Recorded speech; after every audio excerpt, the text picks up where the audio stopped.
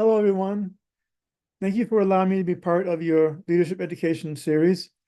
My name is Professor Bryan Bennett, and I enjoyed the session. I hope you did too. So I thought I would put together a short video to recap all three sessions in the video for everyone, those who attended and those who couldn't attend. Please let me know if you have any questions. Now, the first session was on leadership skills. The second was on leadership gaps. And the third session was on cultivating leadership influence. Let's get started.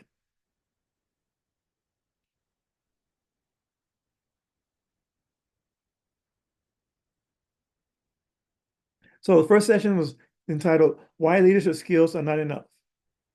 Everyone focuses on leadership skills while little focus on improving and effectively using those skills once they've learned them.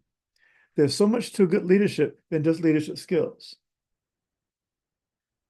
Everything else includes, if you only focus on the leadership skills, you'll miss the mark.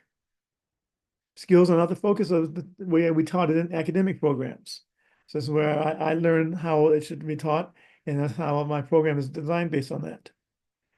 Leadership skills, for one, our terms are constantly changing. People focus more on acquiring the skills versus improving on the skills.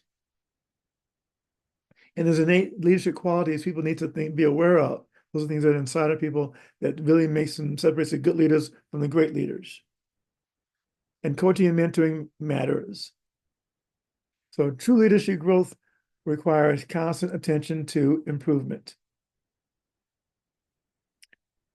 So leadership skills change. They're constantly changing. Emotional intelligence, for example, is a new concept. At the core of it is humility and empathy. The official definition for it is self-awareness to understand, use, and manage emotions positively. It's really basically a combination of humility and empathy. And leadership styles change also. If you look at Star Trek, it shows a difference over time. From the 1960s original series, Captain Kirk on his bridge, sat in the middle of his chair on the bridge with his navigator and his weapons officer right there in front of him, and his communications officer right behind him.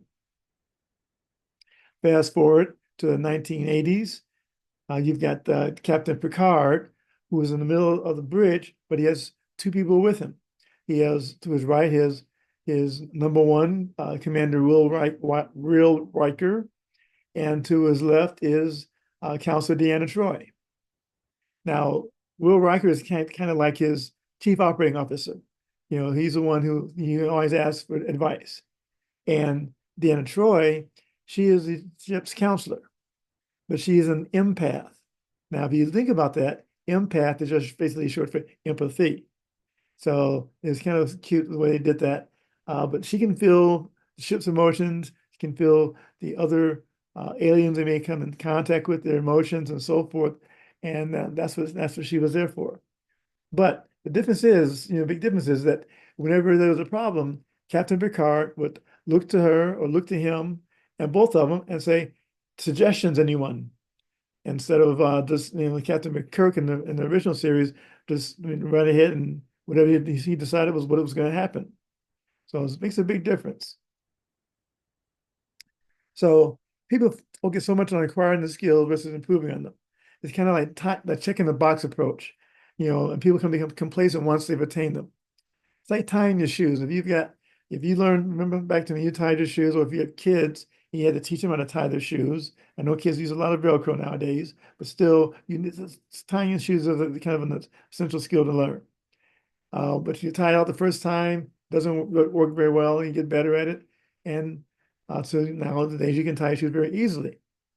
Same thing with learning to drive. If you have kids, I've had two kids who learn to drive, and it's not an easy experience.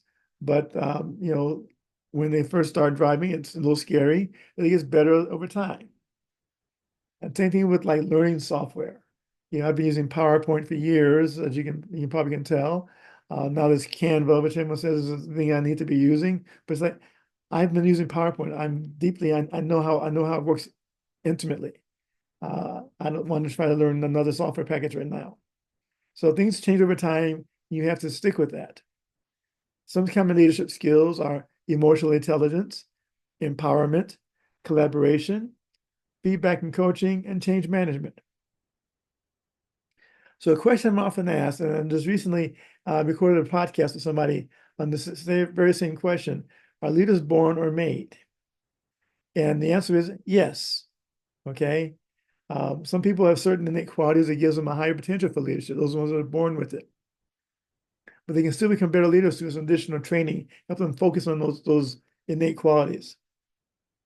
And I agree with this because, let's think about all the great leaders that, are current and past time. And none of them had took a leadership class. They just knew how to lead and they're great at it. So it's not the leadership class that makes the leader, it's what's inside of them that makes the leader. Others, though, can become better leaders through training, those ones that are made.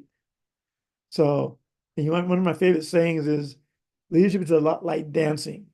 Some people are better at it than others, but everyone can improve with practice. So looking at those innate qualities, I came up with 4 of those. That I think are very important for a leader to have at least some of them. They don't have to have all of them, at least need to have at least a couple of them to be a good leader. And you may have something to compensate for what you may not be very, have an abundance of. But those qualities are risk-taking. You have to be able to accept risk as a leader, because there's gonna be times when you have to make a decision based on limited information. And if you can't do that, then you're not going to be a very good leader. Next one is vision. Not only do you have to be able to see things others can't see, or see things before other people see it, you have to be able to articulate that vision to people clearly so they understand exactly what you're trying to do. Next one is empathy. Empathy is that feeling of knowing how people are thinking, how they feel, how your decisions are affecting them, what their goals are, and so forth. And that's like I call the heart set. The next one is humility, knowing that you are no better than anyone else who's working with you. You might be the boss, but you're really no better than the other person who's working for you or your peers that are next to you. That's called a mindset, okay? And you've got to be both of them. Now, when it comes down to what you can learn versus what has to be innate, I think the curve looks something like this. You have, risk taking and vision. You can take classes and those kind of things like, how to calculate, acceptable risk and how to create a leadership vision or a corporate vision or a mission statement, something like that. Those things you can take classes on. Empathy and humility, those things have to be more innate, have to be more inside of you. And you can take classes on how to channel those a little bit better, but you still have to have them there because you can't fake it. People who you're working with you will know if it's not authentic or not. Okay. So become a better leader, it must be practiced every day. The same way elite athletes and Olympic athletes around the world have trained for decades. They have that what they call the learn, execute, practice, review process. They learn a skill or a athletic program. They execute on it, they practice it, and then review it with their coach. And then come back over again and keep implementing that till they get it just right. They have to have that. Other professions that work the same way is like artists, typical where you may see a painting or a sculpture. Yeah, that's probably the best one. But I'll bet you they did a whole bunch more than that before they got to that point. Same thing with chefs. They practice their different meals and different plates they're trying to do, different recipes they're trying to do. Musicians, I know several musicians and singers and performers who practice on a regular basis, and they just keep going until they get it just right. And even professors like me, I know that when I teach a class the first time, if if I didn't write the class, especially, but if I teach it the first time, I'm okay. But after the second or third time, I'm much better because I know what resonates with the students better, and I know how to help motivate them to do their best in the class. So that comes to the leadership process. So the process is start off at the top of the assessing, knowing who you are as a person and as a leader. Then you go to visioning. What is your leadership vision based on who you are as a person and as a leader?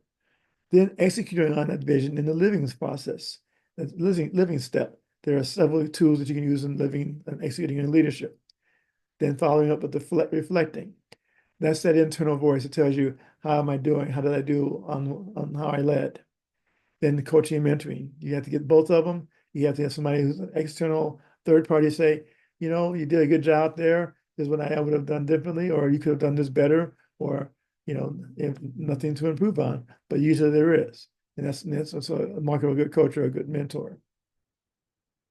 So when I focus on identifying and improving the leadership behaviors, those are the communication, motivation, instead of just acquiring the leadership skills and understand your innate leadership qualities, those things we just talked about a minute ago, and find a coach and a mentor. You need both because they have different focus. One is a short-term focus and the other is a long-term focus.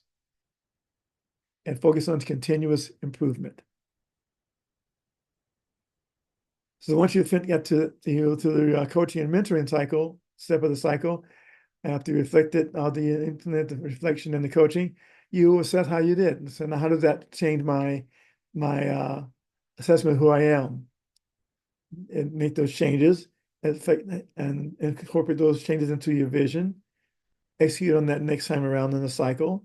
Reflect on it and get the coaching event implementing again. So some of the things you want to talk about in your reflecting is, how did I lead today?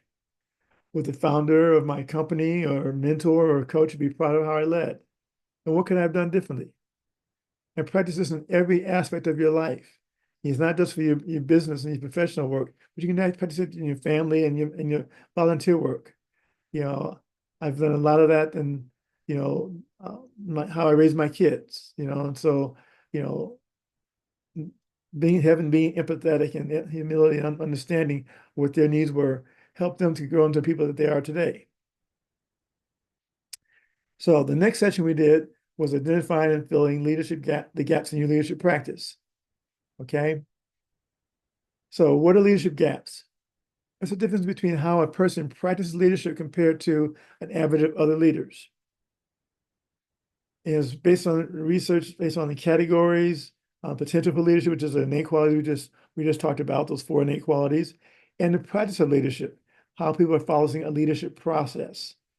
And we compare that to a population data of people who we've taken our assessments over the last 8 years. So we have this database we can compare you to and say, wow, you're either above or below the average. This is what you need to work on. But we found that most people tend to overestimate their leadership abilities. And that's just common human nature. People they think they're greater than they really are, but when you put down and have them not to think about their leadership, they understand, oh, maybe I'm not as great as I think I am. But some people still think they are. So, but think about it. Everyone has leadership gaps. And identifying those gaps is critical to your success as a leader. You have to either repair those gaps or compensate for them. You might have something, one other quality that may compensate for something you may be missing, or may not have an abundance of that you can compensate for it with that. But remember, a small gap unattended can grow into a huge one. Okay. And your small ones can easily be repaired, but the huge ones require major changes. So for instance, when we did the session, we talked about leadership caulk, like you trying to caulk the window, keep the wind out and so forth, and the cold out and so forth. That's the leadership caulk. But because it's a little bit bigger, you might need leadership patch, which is the stuff that you use for filling in potholes in the street. And if it gets really big, you got a sinkhole, which you got this can suck up a whole car or truck or whatever.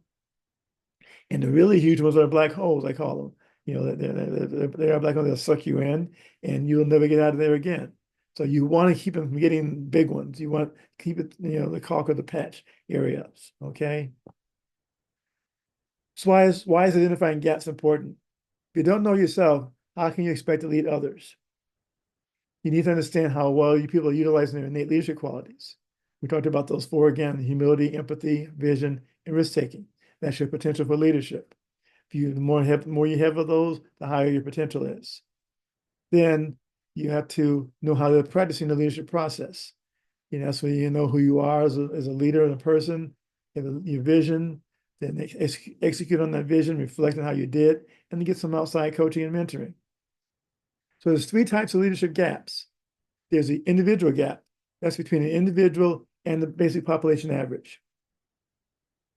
Then there's a team gap. That's between the individual versus the team's perception of their leadership. What we did was we took the same question we used for the individual and turned it around and said, I talk to my people, I meet with my people on a regular basis. The team question would say, your leader meets with you on a regular basis, something like that. And we get some very interesting things out of that. So in the organization level, that's between the individual and the average of others in the same organization level, say all directors, all vice presidents, all presidents, and so forth, depending on the organization level, the location or division, and so forth. And each one of these yields very different insights about the leader. So what we do to do this assessment, we developed this own tool that does a self-assessment, team assessment, and organization level assessments. And we've been using it to monitor leadership behavior for participants in our leadership training classes. Now we've opened it up to people outside of the class also. And we've gathered 8 years of data from participants across multiple industries and multiple organization levels. It helps identify areas for improvement for participants, minimize the gaps, and you can also use it to track over time. So if you go back, we typically go back 3 months after they've taken a class and see how they've done, and we see the improvement. Once they've taken one of our classes, they use the improvement in 3 months.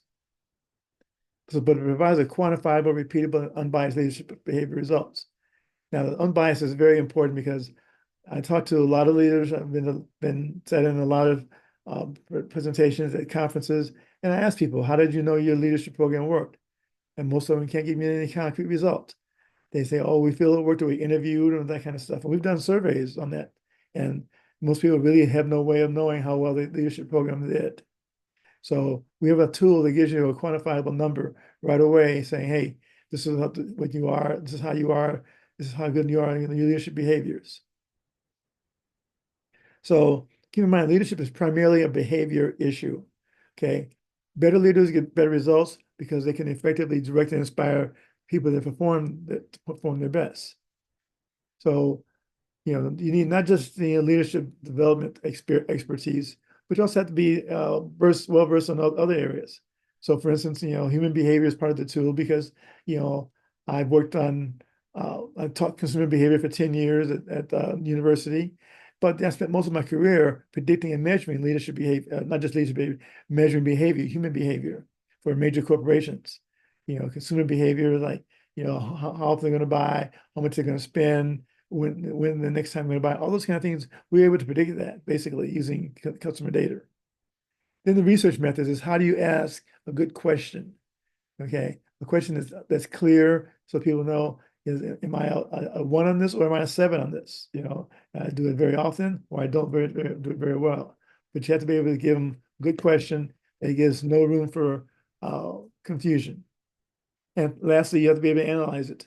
You have to be able to take that information and put it in something that people can understand. And that's something we've done in an iterative process, and we've gotten better at it. And people really understand our approach to it now. And again, I taught analytics, besides using it in my career most of the time. I taught analytics for 12 years now. So look at the individual profile. You can see this person here, they are below the population average, which is the orange bar. They're below the population average on the potential and emotional intelligence, which makes sense because the questions we pull for emotional intelligence are in the potential area. And on the practice, they're above the population average, and situational awareness, because those questions are very similar. We put out emotional intelligence and situational awareness because that's something people like to see right now. So that's why we did that. When you look at their actual radar chart, you can see that this person is, about where they should be for all the potential leadership dimensions: humility, empathy, vision, risk-taking.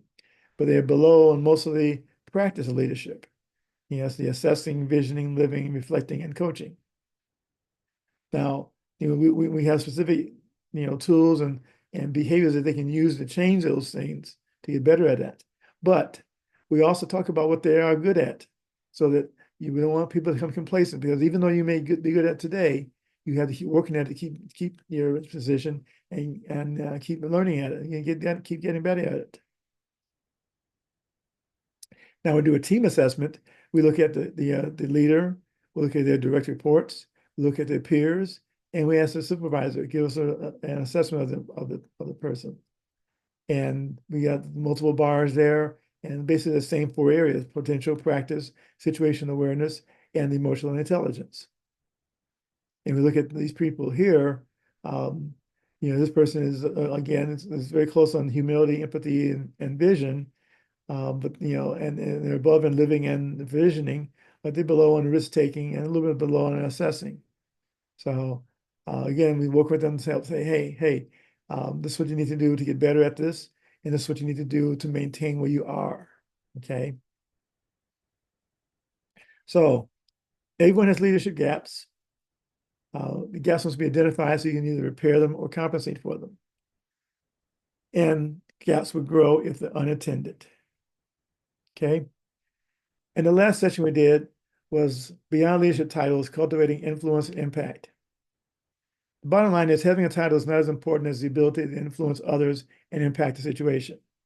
I've known people who've had leadership titles who couldn't really impact you or influence the situation. And I know people who, didn't have a title. They were just an analyst or, a staff person. And they were very good at doing what they had to do and helping lead the group. So the bottom line is holding a title doesn't automatically make one a leader. I always put in one of my slides in our leadership classes is leadership does not, being a leader does not equal leadership. One is a title, one is a process. So that's important to understand. Lacking a title doesn't certainly preclude you from being a leader. Excuse me. And the heart of leadership lies in a continuous process rather than a static position. Because we found in our data, once people get to a certain level, sometimes they really don't practice leadership as much. They go on, we call it, these are the autopilot people. And that's not good for you. You need to keep working at it. But the individuals can embody leadership through various impactful practices. So to lead with influence, it's important for working with teams, with and without the title authority. As if you're an entrepreneur, especially an entrepreneur or real estate, development, independent, any kind of business force, you don't have people working for you typically, or you may have a few people, but most of your work is done by influencing and getting people working for you to help you. And so you have to be able to do that. In my career, I've had to work with lead several teams that didn't report to me directly. I had large teams, small teams, but I may have like 2 or 3 people who actually reported directly to me, but the rest of the team was, people who reported to other people directly because they were the expert in there, like the programmers and database administrators, modelers, and so forth. But they were assigned to my team to help manage my clients. So, and it happens, several times, and I've been put in charge of things that, hey, Bryan, you're in charge now. Okay. I say, okay, thank you, and smile and go get the job done. But it's important for influencing staff, your vendors, and your contractors you're working with. But you also have to know when to lead and when to follow. Okay, so they put me in charge of the project. I know I got to lead the project or lead the team. But when I go out to the higher ups, I know I need to follow them, work with them, talk with them. I had a CEO I interviewed. He was the head of a hospital system, and but he also said he was the board of directors of another healthcare organization. So he had to lead in his hospital system, but he had to know when to follow in the other system. He couldn't take the lead and just say, "Hey, we're going to do it this way." He had to use influence to get that done. So, think about leadership is a process by which an individual or organization influences and impacts a team or organization to reach a goal or follow a vision. So the process, as we've talked about before, is assessing who you are as a person, as a leader, from your leadership vision, executing on that vision to living the different steps, different tools, reflecting on that, and then getting the coaching and mentoring. And the thing that separates I call the elite leadership process from other leadership programs is the last 2 steps, reflecting and coaching and mentoring. People talk about it, but that's a critical part of our process. So assessing leadership is understanding who you are as a person, as we said. You have to figure out who you are. How well do you interact and connect with others? I use the acronym ABC, always be connecting. Because no matter what you're doing, you need to always be trying to connect with people. It helps, because when you connect with them, they feel that there's a connection, they will do whatever you need to do to a certain degree. Okay. Um, the ABC, if you remember from the movie or the play, Glenn Ross, the ABC was always be closing. Okay. So I changed it to always be connecting now. So it doesn't say who you are as a leader. Are you in a leadership position? Do you want to be? How is your success dependent on the influence of others, how you influence others? And can you influence and inspire other people? That's the key thing. You have to be able to, know what motivates them. That's the thing. You motivates them and you hit those touch points so that you can get them to help you out as best as they can. Vision, developing leadership vision and philosophy. So how do is how you would demonstrate your leadership. What do you do is just as important as what you would not do. I show my leadership by X, and I show my leadership by not doing this. This is all based on your personal assessment. What are the things that I'm going to do as a leader? And people get to the second part of this really confused. They say, this is what I'm going to do as a leader. I say, well, what's the other part of that? What are you not going to do? So if, like, for instance, for my leadership vision, I talk about, I'm an empathetic leader. I get to know my people, I connect with them, and I get, the job done by using that. On the other hand, I don't throw my people under the bus. If there's a problem to anyone outside of our team, the problem's on me because it should be because I'm the one in charge. Inside the team, I'll talk to the person who's in charge who made the mistake or the problem, caused the problem, and say what happened and how can we prevent it from happening again. So that's a critical thing to do. Living step is how you execute your leadership and influence vision. Here's some ways you can demonstrate how you can demonstrate leadership, influence others, and use some implementation strategies in this. So, for instance, you lead by example. Act as a role model by displaying qualities like integrity, accountability, and professionalism. Getting to meetings and appointments on time, working late as needed. I had a project a few years ago where they brought me in to, project was off track, which I'm the person that people called in to fix projects that have been off track. And I was looking at this project plan that they had. It was like, almost, there was hundreds of lines, and because trying to do multiple implementations here. And the problem was I was trying to, update the plan for, delays and finishing a step, but the project wasn't populating the rest of the plan. It wasn't correcting the rest of the plan. And I looked at it on the computer over and over again. And there's only so much you can see on the computer when you're looking at like a project plan. So one night after everyone left, I printed off the entire plan and I went to the conference room, which they had a big open space in the middle of the conference room, and I laid it out. And I got on my hands and knees to figure out where the problems were. And I found out that the person who created the plan originally had hard-coded dates in there from when starting the next set of projects. But that couldn't happen because if you didn't finish the first set of projects, the next step couldn't start until it was finished. So after I figured that out, I could find all those different areas and change so the dates fluctuate with the change in the completion of the previous steps. So those are the kind of things you got to do. You have to just give your best. Is all you work on. Demonstrate a strong work ethic, positive attitude, and a commitment to excellence. Building relationships. Foster those relationships with your colleagues and your peers. And your direct reports. I was very close with people I worked with, and a lot of times they would follow me from one job to another. I'd leave the company and go somewhere else, and they want to come work with me. But find something to connect with people on, whether it be music or movies or family. It's a lot easier now with movies being on streaming platforms, so more people can see them. Back in the day when I was doing most of my work, movies were basically in the theater.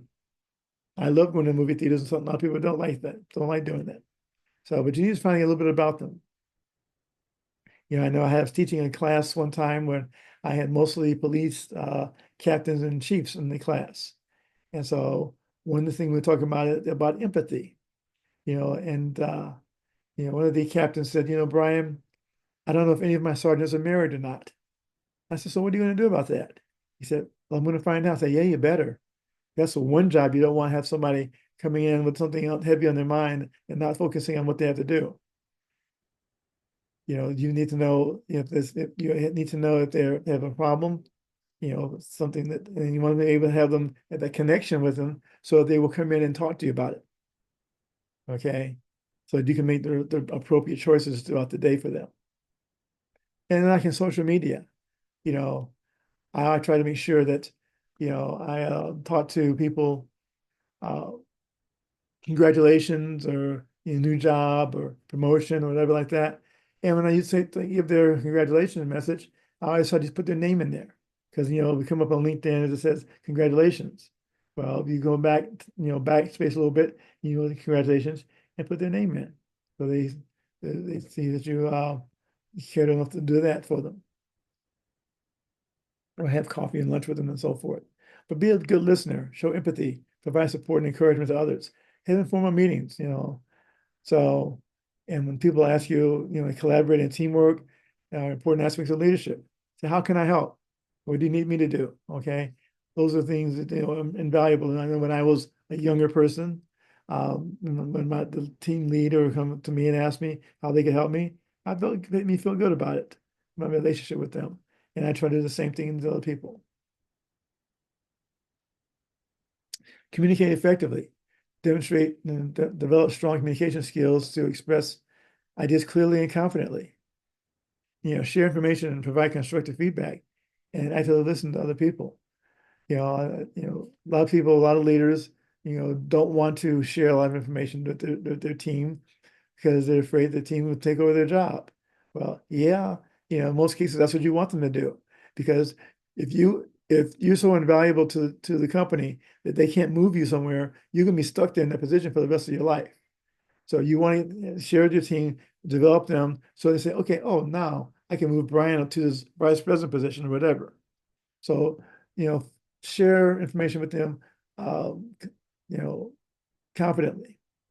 Team meetings. I'm always a big believer when I'm managing a project, having regular weekly meetings, you know, and I chose Tuesday morning meetings as opposed to Monday morning meetings, because Monday morning people still have their head in the weekend and they're trying to figure out what they're going to do that week.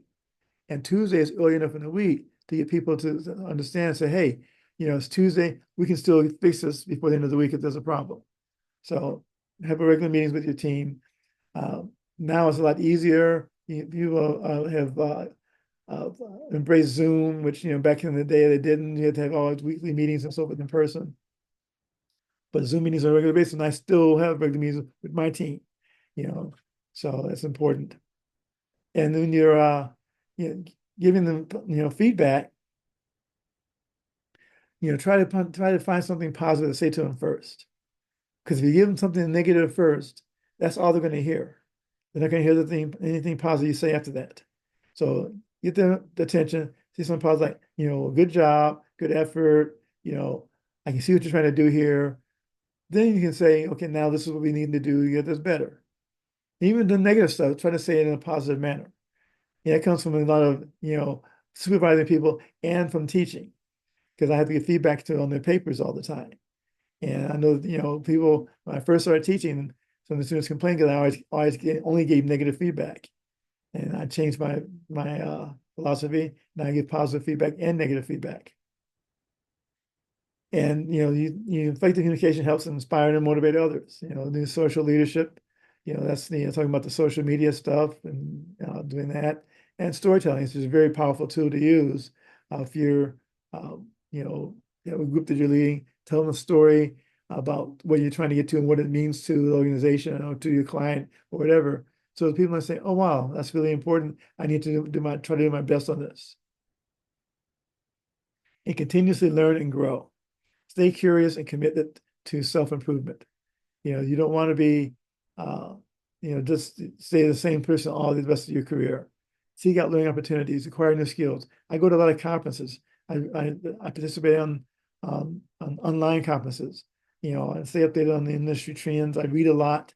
I may not read all the articles I clip every day, but I'll scan them.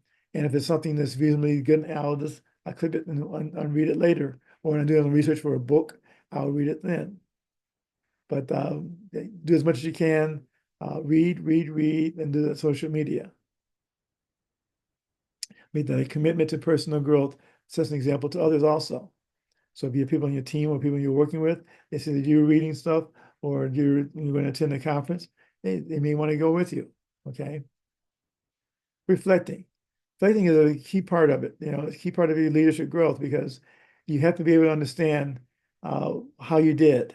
You have to be able, over time, you'll learn how to critique yourself even better.